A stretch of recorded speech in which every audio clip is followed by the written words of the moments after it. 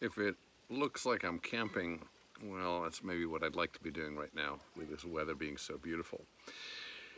I was inspired this week by you, by a number of you, one in particular, and then I'll talk to you about the rest. And the first one was Jay Lieberman, and I'm speaking to you and thanking you, Jay, for the fantastic blog that you posted, which was on not letting other people tell our story for us, not letting other people determine our story for us, and not letting anybody else have the right to write our headline.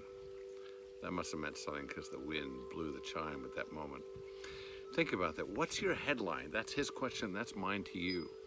Are you allowing other people to write the synopsis, the summary in a few words of your story today? Or are you taking charge and saying, this is the day that I'm having and the day that I intend to have? This is how I'm going to perceive and experience my life today. So I want to read something to you first that Jay sent in his blog. And it's an element of what he wrote. And it's a quote by his cousin who had this same thought. She says, sometimes I just want to stop. Talk of COVID, protests, looting, brutality, I lose my way. I become convinced that this new normal is real life.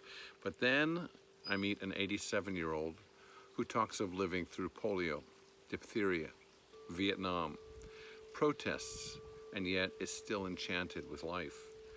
He seemed surprised when I said that 2020 must be especially challenging for him. No, he said, slowly looking me straight in the eyes. I learned a long time ago not to see the world through the printed headlines. I see the world through the people that surround me. I see the world with the realization that we love big. Therefore, I just choose to write my own headline. Husband loves wife today. Family drops everything to come to grandma's bedside. He patted my hand. Old man makes new friend. His words collide with my worries, freeing them from the tether I've been holding so tight. They float away. I'm left with a renewed spirit. My headline now reads, Woman overwhelmed by the spirit of kindness and the reminder that our capacity to love is never ending.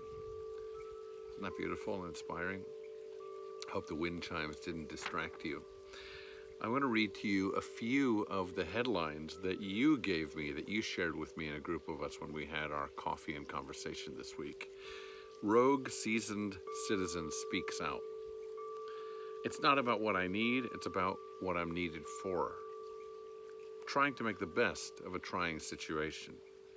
And lastly, grateful woman counts blessings daily. What's your headline today?